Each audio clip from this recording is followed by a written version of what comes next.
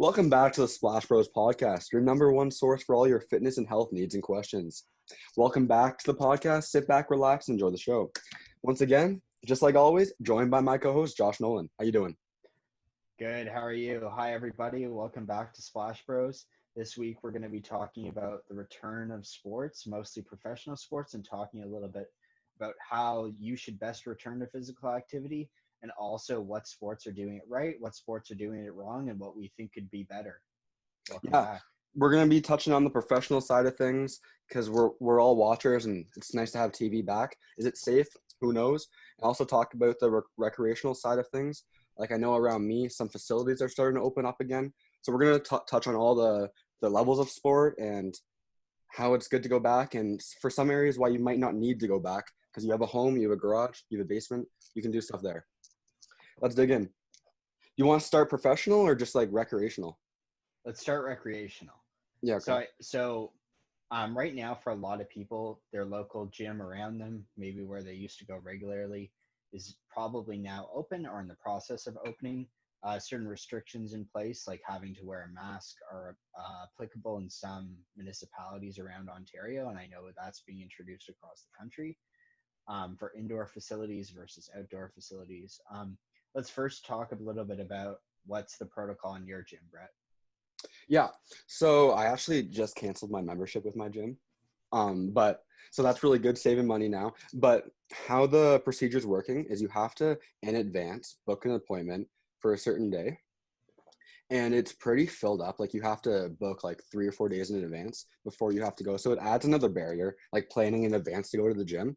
You can't just choose one day, okay, I'm gonna go up and go. You have to really plan these things forward. So yeah, once you plan it, get ready to go, you have to wear your mask into the facility.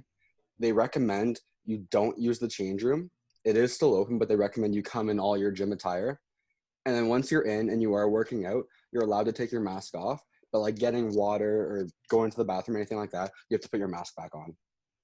And Yeah, then, that's the same protocol that we have here. What are you doing at your Russell Muscle Fitness? yeah, at Russell Muscle Fitness, we have a couple of guests going in now, a few clients. So what we're doing here with us, just because it's a one-on-one thing and we're trying to keep it wide open and it is one-on-one training. So we have the garage open all the way open, so the air is still circulating through. I'm wearing the mask the entire session. Each session's usually 45, 50 minutes long, some shorter, some longer, just depending. So I'm wearing my mask the entire time. And then it's the client's choice if they want to wear a mask or not. Most of my clients are choosing to wear a mask while they're working out.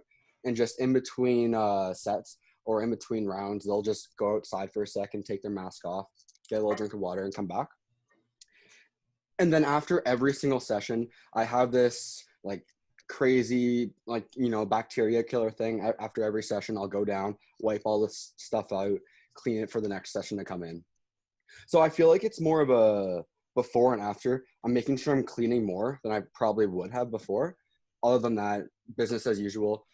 I'm wearing a mask no matter what, but for them, I'm letting them choose. Yeah, I think one of the nice things about your setup too is you're not outside, but you're essentially outside in the way that it's set up. So Mhm. that's really a really nice luxury into this day and age versus if you were a completely indoor gym. So that's great. Yeah, Um, and for you, you're doing online stuff, right? So yeah, do you have it's some of like your 90, clients that are 95% online. So then, of course, people don't have to wear a mask if they're on a Zoom call with me or anything like exactly? that. And people follow their own guidelines in their own area. My clients that are now going back to Yeah. working out in their local gym just follow the guidelines at their local gym, which are really similar to what you said before. And then the ones that are just at home, Hmm. just no mask, no nothing, regular, like anything else. Yeah. Do you guys for your when you're going to the gyms, is there like a session booking? Like you only have like 40 minutes, 45 minutes, or is it once you booked in, you can stay for as long as you want? Do you know? Yeah, I believe it's a 45-minute window, but of Yeah, same course, with us. I'm working out here Yeah. as if I'm on my own. I have a bit of weights here. I have a couple Mhm. different things. I just had a TRX shipped into me. Oh, It really? just arrived today, so that's That's kind super of cool. exciting. Um, but it's mostly this is kind of like my lab where I try out different things, Hmm. set up things that I try out things that I didn't know about or that I want to learn more about. And basically everything that I give to a client, I need to have done it and I need to really understand what it is and why I'm doing it. And that's kind of Yeah. the genesis of every program. And I think in this day and age too, the commercial gym market is going to be slowly going down, especially say COVID's around, I don't know, a year, 2 more years. And people are realizing they can do everything at home, like we both know. Commercial gym's going to be going down and down. Home gyms, body weight stuff, doing stuff on your own, maybe with that go in with your neighbors and stuff is going to go up and up. And you're going to see, I think, a lot more home gyms opening up in the next 6 to 8 months, I think. Yeah, I completely agree with that. I don't know if you had the same kind of thing going on in Georgetown, but here for our like gym stores that sell like power racks and weights and stuff, lineups just are absolutely around the block, like Yeah. all day long. People trying to get set up in home gyms, and I think that's great in the sense that people are interested in equipment, But you but I don't think need the. people also need to understand that you can do a lot with just your body weight and a towel, and Mhm. there's almost endless possibilities there, and there's endless things you can do at home and just with what you have around. So I think ultimately people will see that, and I think that that's really great because it removes one of the primary barriers for Mhm. people trying to do resistance training is that they It's have like a all little the kid in the candy membership and shop, then they don't have to walk to the gym. Yeah, of right? course. Like you see Yeah. all these big shiny equipment, you're like, oh my god, you don't actually need it, right? Like Yeah, exactly. a big example of that would be my friend Ben, who we had on last week or a couple weeks Yeah, ago. yeah. He doesn't have a gym, he doesn't have any equipment or anything, and no gyms open near him yet in Waterloo. So what I did for him was I made him literally the hardest body weight program I could possibly think of. So his sessions are, he said, make them as long, like 2 hours long. I want to grind the whole time and sweat. And it just shows like you don't need equipment just to have a hard workout. Like this guy was a high level athlete for a few years, and with no equipment, he's still having hard workouts. Yeah, for sure. It's an endless abyss of things you can do and things that will make you Mhm. really, really, truly athletic as Yeah. well. Um, More on the recreational stuff. So your gyms are starting to open up. What about like your community centers, your rec centers? Anything open up around you yet, or that you know of? Yeah, so my community center, the local community center here, is open for camps, like summer Yeah. camps. Oh, really? Um, I've been playing a bunch of tennis as well, so tennis courts are opened up, and you can book a time. I actually went and had a swim practice this morning, like a real swim practice, and we came in and we split the pool in two, and we swim in these massive circles, and there's only five of us in each lane, and Oh, that was like around the whole. it was like it was like double lanes, so two lanes. So you Oh, yeah, swam yeah. up one lane and then back the other lane. Hmm. Um, so that was kind of fun to be back in the pool doing some flip turns, not so much into the open water. Right. So that was really cool. And I think generally speaking, most recreational facilities are open in some capacity. Yeah. Almost all limited capacity, but open and running And as yeah, much as they can, a everything slow process. considered. Yeah. Yeah. The same thing kind of here. Our limits for our lane swims, our pools is one person per lane, so 6 people total. But you have to book these sessions in advance. So my first session I booked a few weeks back is actually not for this Sunday. So Oh super wow. backed up. So yeah, I'm excited to get back in, but and now again they're booked up solid again for a few weeks. So it's been hard to get that swimming in, but we For do the sure. best we can. But it's hard. Yeah, that's crazy. Let's talk a Mhm. little bit about pro sports. What are you watching? What's exciting you right now? Yeah, well, I think just speaking for myself, I'm watching everything right now. I'm just excited to have stuff finally back on TV. I love my baseball. Baseball is back, but it won't be back for long. It's fun to see hockey back, and it's really cool how basketball is doing it. What sport do you want to start with? I could talk about all of them. Yeah, well, let's start with baseball. Okay. Success or no success? What do you think? It's the season's done. They probably won't even have us. Baseball's just done forever. Yeah, I Yeah. I don't know about forever, but I think it's Yeah. pretty disappointing the way that they've tried to run it, and unfortunately, I agree with you. I don't think they're really going to make it very far here. And I Yeah. was kind of excited for the Astros to just get trounced all season long, Yeah, but just yeah, they got thrown at like a week ago or something, and the pitcher who threw at him actually yeah, got Joe suspended. Yeah, Kelly, yeah, 8 games, yeah, but the Astros didn't. Yeah, whatever. yeah. That's It's a bit unbelievable that they're yeah. So doing this a slap normal on the wrist. season's 163 games. Baseball is known to have like a large season. You know, you get through those dog days, just grinding it out. So they wanted to try and still have a decently sized season, even though they started super late.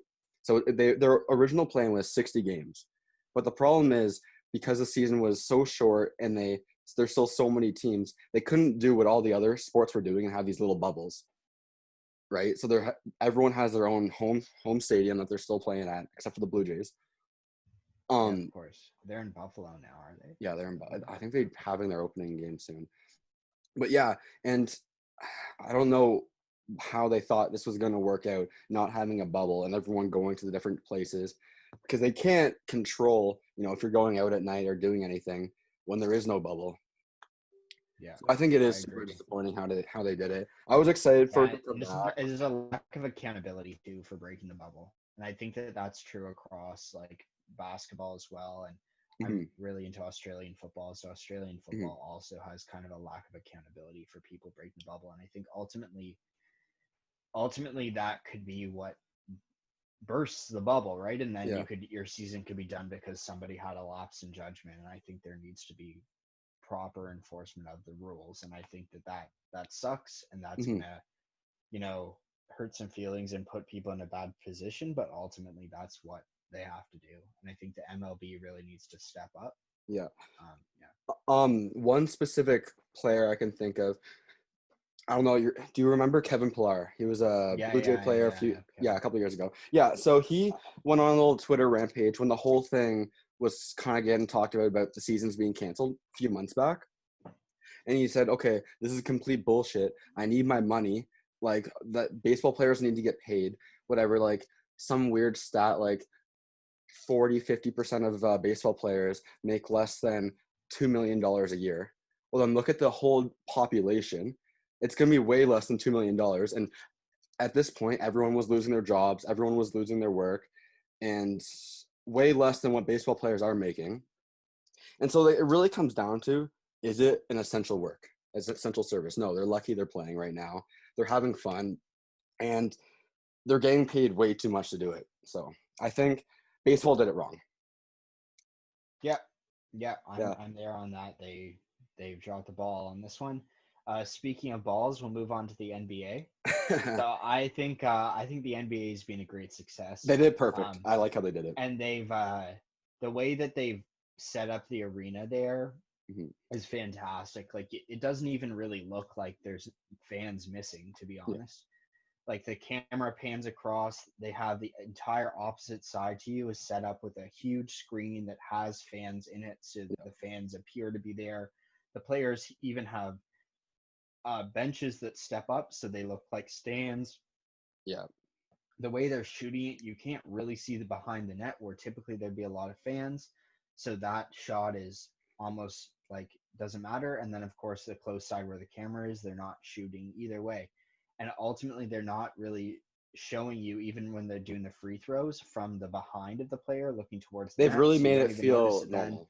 Yeah, it feels very, very normal. The quality of play is being like shockingly high, everything Yeah. considered, and considered they were Out. like behind in training. Mhm. Um, I'm a huge Raptors fan, so I'm pretty Yeah. pumped up about how the Raptors are doing. Mhm. I think again, like you look at Lou Williams who broke the quarantine, and basically what he got is a couple games and a slap on the wrist, and I don't think that that's I think that that is a mistake by the NBA.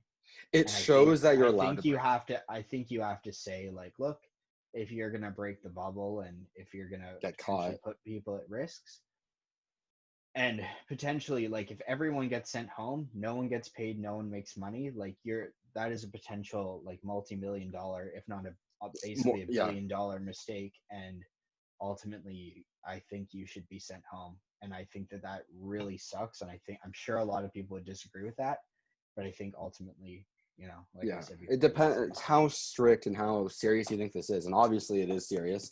It's been going on for months and months now since St. Patty's Day. Like, people need to start taking it seriously, right? And the reason it is gone as bad as it is, and especially in the States, is people like that breaking the bubble, thinking it's not as serious as it really should be. Yeah, I think ultimately, like a high percentage of NBA players, they're healthy enough. They're, Yeah, in the top 1% of the 1% of the healthiest people in the it's not the world, point. basically.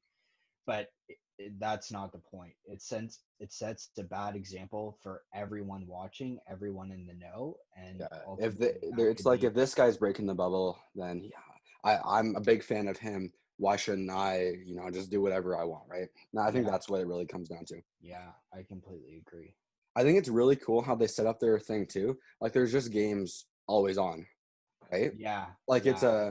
a daytime kind of thing. And I guess they would have had to do that just based on how it's all just in one area, but how Hmm. it's almost like a full-time tournament they have going on, games all day long. Yeah, it's Running. really fun. It's Mhm. really fun. And then hockey, Hockey, yeah.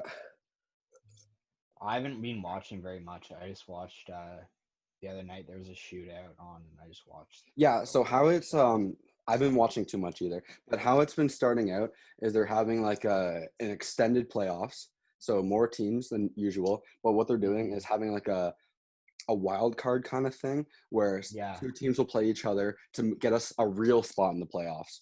And I think that's a sounds cool good. way how they did it to make it a little more fair because the shortened season to give more teams a chance to get into that playoffs because things could have been shifted around a little bit.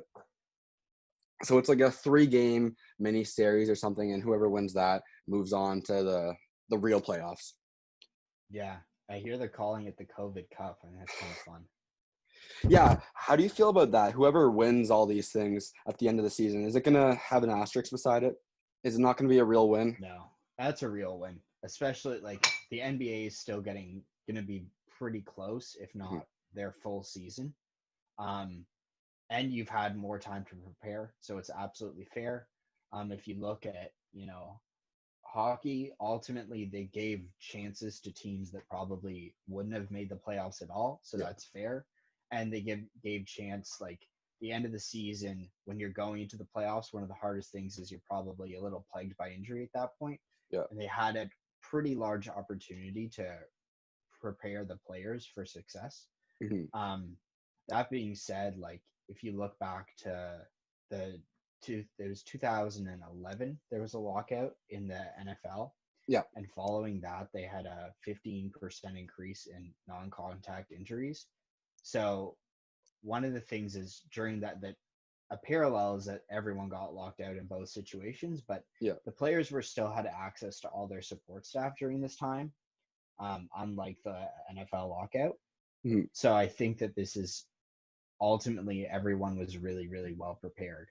And Yeah. that's why we're seeing such high quality play in the NBA and then also in the NHL. Do you know anything about the NFL coming? So they're Have you planning on a followed that? season. Yeah. It's unclear to me a little bit. The players are allowed to opt out of the season, is my understanding as well. Mm. So there's certain players, certain kind of high profile players that said they're not interested. Hmm. Um, but I think ultimately that season will run. And something that I know we're both excited about is the XFL next spring. Dwayne I the am Rock Johnson buying out, being a partner, buying out the XFL. Me and Brett are big XFL fans, so number one we're both supporter. pretty Yeah. excited. Yeah, I that's remember great. the opener of the XFL. We were at a swim meet, so we turned on the TV one day, watched the game of the XFL. It was the best sports content I've ever watched. Fantastic. Yeah. No, it's Yeah, and honestly it suits The Rock perfectly too. I think he'll do yeah, I really think well with it's it. great. I think it's great.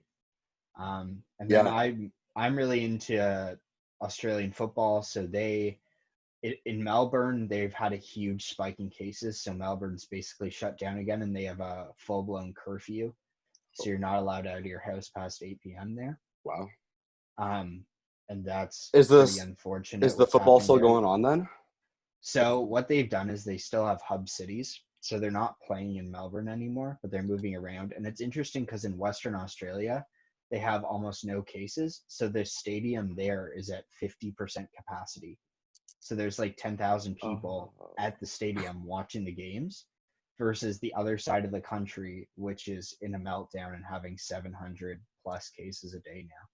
Oh, so it's really bad there right now. Yeah, it's quite bad. And then in other sports that I've been watching, a lot of cycling. Mhm. Cycling's back running.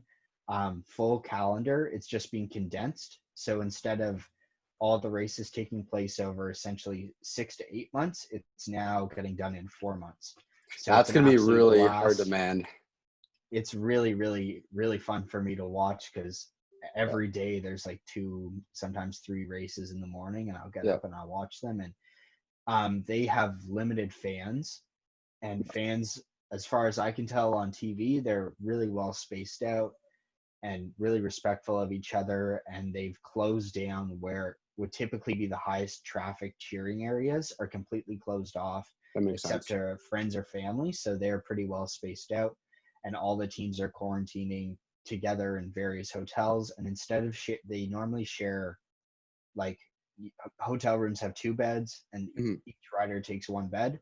Hmm. So they're 2 to a room, but now they're just 1 to a room. So Yeah. If they're you're taking the right doing different precautions, I things in think it's place right to to make it come back happen. with sports, right? Like if you're Hmm. doing everything right.